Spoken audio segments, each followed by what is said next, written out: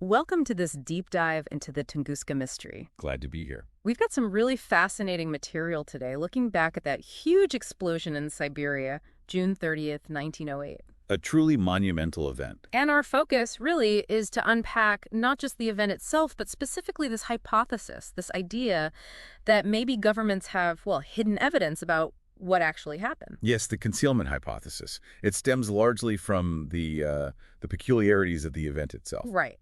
So let's set the scene. We're talking remote Siberia near the stony Tunguska River. Exactly. About 60 degrees north, 101 degrees east, 1,000 kilometers north of Irkutsk, Lake Baikal. Very remote back then. And the eyewitness accounts, they're pretty dramatic, aren't they? Oh, absolutely. People reported seeing this incredibly bright object, described often as cylindrical, moving across the sky.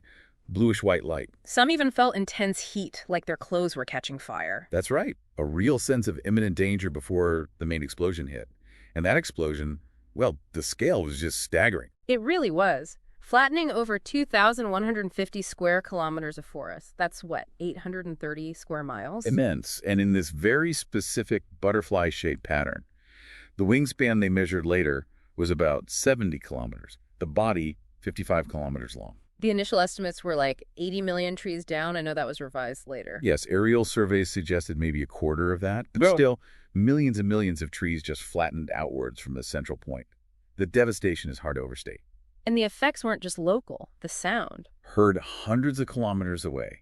Seismic stations all across Eurasia picked it up.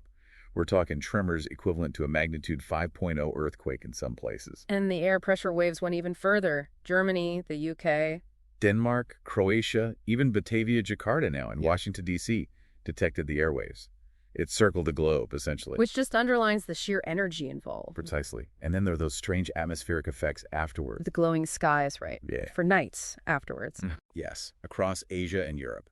Bright enough that you could reportedly take photos at midnight in places like Sweden and Scotland without needing a flash. That's incredible. What's the thinking behind that? The main theory is light scattering through high-altitude ice particles. The idea is the explosion itself, or the material it threw up, caused these not-too-lucent light clouds to form at unusually low latitudes or with unusual intensity. And there was other atmospheric evidence, too. Something about transparency. A program at the Smithsonian Astrophysical Observatory down in California noted a decrease in atmospheric transparency that lasted for months, consistent with a lot of fine dust being thrown way up high. Okay, so massive explosion, widespread effects, atmospheric phenomena. But the big mystery, the thing that really gets people talking, is the lack of a crater, isn't it? That's the crux of it for many theories. You'd expect something this powerful, if it hit the ground, to leave a significant mark, an impact crater. And the early expeditions, like Leonid Kulik's, they looked hard for one. They certainly did. Kulik was convinced it was a meteorite. He found these sort of circular depressions, holes in the ground, and thought, this is it. But when they excavated... Old tree stumps. Pre-existing features, basically. Not impact-related.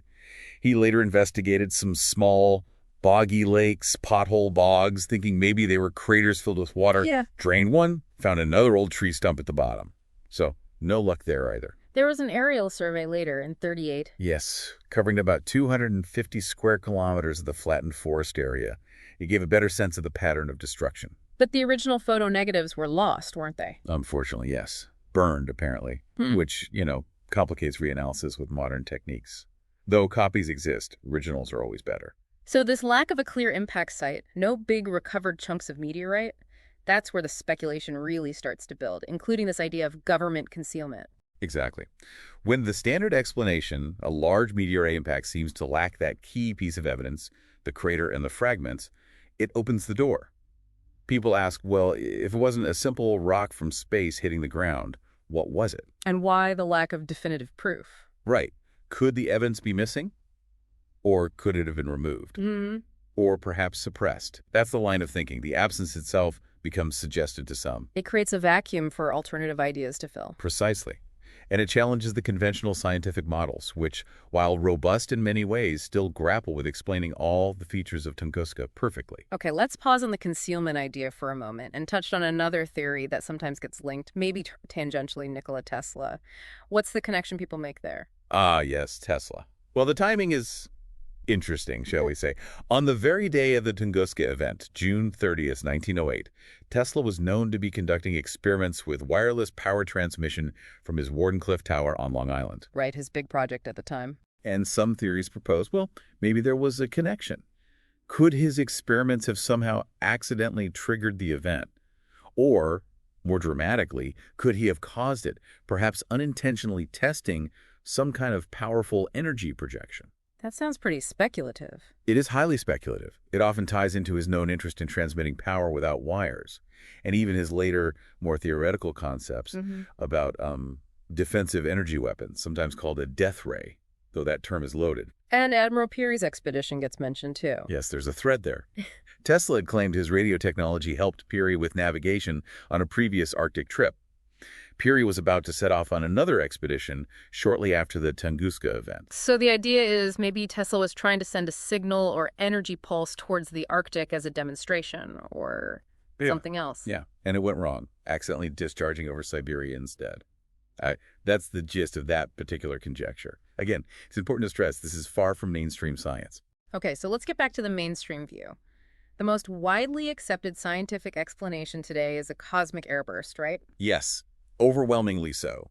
The idea is that a large meteoroid, or perhaps a fragment of a comet, entered the atmosphere at high speed and exploded several kilometers above the surface, not on impact. How does that explain the damage pattern and lack of crater?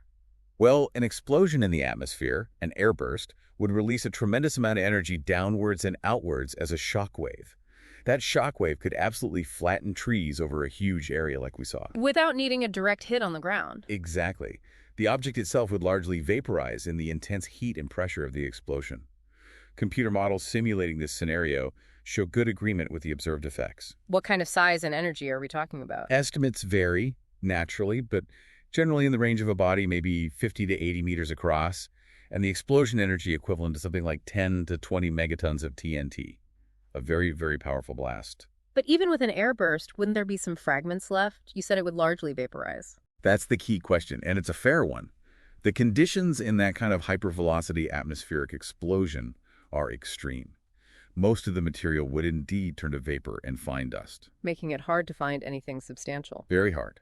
Any surviving pieces would likely be small, potentially microscopic, and scattered over that vast, remote, boggy area.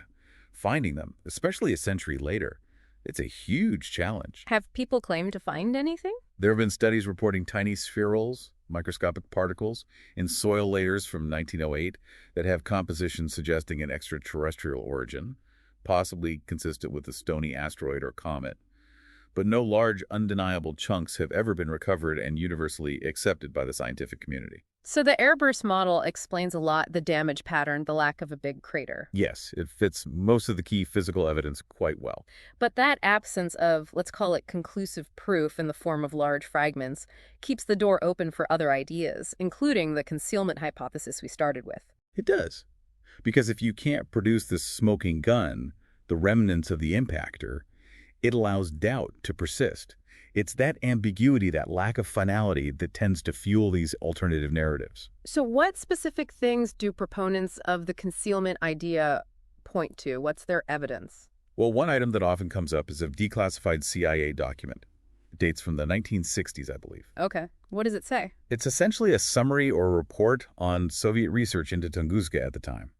And it mentions that some Soviet scientists, or perhaps sources they were monitoring, held a belief that the Tunguska object might have maneuvered, changed direction as it came down. Maneuvered? How so? The document is brief on details, but the implication taken by some is that it didn't follow a simple ballistic trajectory, the kind you'd expect from a rock falling from space. A change in course might imply, well, something else, something controlled, perhaps. That definitely wouldn't fit the standard asteroid or comet model. Not easily, no. A purely natural object just follows the laws of physics and atmospheric drag. It doesn't execute turns. So how seriously should we take the CIA document mentioning a maneuver? It's important to be cautious. First, it's a secondhand report from decades ago, reflecting a belief or theory held by some individuals at the time. It's not presented as confirmed fact based on solid data, even within the document itself. So it's more like intelligence gathering on various theories circulating? Possibly, yes. Or reflecting speculative ideas being explored within the Soviet scientific community then. The actual evidence supporting this supposed maneuver is generally considered weak or non-existent by mainstream researchers today, but the existence of the document itself is sometimes cited as proof that officials knew something was unusual. Interesting. It adds a layer even if it's not definitive. What about Lake Checo? That comes up too, right? Yes, Lake Checo. It's a small, unusually deep, sort of funnel-shaped lake located relatively close to the estimated epicenter of the airburst. And it looks different from other lakes nearby. It does. Most lakes in that area are shallow, formed by thawing permafrost thermokarst lakes. Checo is deeper and has this conical bottom profile, which some researchers propose might actually be an impact crater. A crater formed by a fragment that survived the main airburst. That's the hypothesis. Yeah. Perhaps a denser chunk of the original object managed to reach the ground relatively intact and punched into the soft terrain, creating the lake. Is there evidence to back that up? There is some suggestive evidence. Acoustic soundings mapped that conical shape. Magnetic surveys detected an anomaly near the lake's deepest point, possibly indicating a buried, dense object, maybe the fragment itself. Okay. And significantly, sediment cores drilled from the lake bottom have been analyzed. Some studies suggest the layers indicate the lake formed or drastically changed right around 1908, the time of the Tunguska event. That sounds pretty compelling. Why isn't Lake Checo just accepted as the Tunguska crater then? Well, it's still debated. Firstly, earlier studies of the lake sediment suggested it was much older, hundreds of years old at least. While the more recent work challenges that, there isn't universal agreement yet. So conflicting data on the age. Yes. And also, some impact crater experts argue that the shape and features of Checo aren't entirely typical of known impact craters, even small ones formed in soft ground. There are questions about the expected ejecta blanket and whether the morphology perfectly matches impact models. It's not a perfect fit. It's not a slam dunk, let's say. It remains an active area of research, a really intriguing possibility. But definitively proving it's the Tunguska impact fragment crater requires more work and consensus. And until then, it remains another piece of the puzzle that isn't quite settled. Exactly. It's another element where the evidence is suggestive but not conclusive, which again leaves room for interpretation, and for some feeds back into the idea that maybe the full picture isn't clear because something is being hidden. So wrapping things up, it seems the Tunguska event is this fascinating intersection of known science, genuine mystery, and persistent speculation. That sums it up well. We have the massive undeniable explosion and its effects. We have the leading scientific explanation, the airburst, which accounts for much of it. But we also have these lingering questions. The lack of definitive large fragments, the mystery surrounding Lake Checo, and these historical whispers like the CIA document mentioning maneuvers. Right. And it's in that gap between what's explained and what remains uncertain that hypotheses like governmental concealment find space to exist. The sheer scale of the event makes people feel there should be a clearer answer. And the fact that it happened over a century ago in such a remote location doesn't exactly help with finding easy answers either. No, the passage of time and the difficulty of accessing and studying the site have certainly added to the challenge. It remains one of the great scientific detective stories of the modern era. A truly enduring enigma. Well, thank you for walking us through the complexities of Tunguska and the concealment hypothesis. It's been incredibly insightful. My pleasure. It's a topic that continues to fascinate, and for good reason. Thanks for listening to Conspiracist.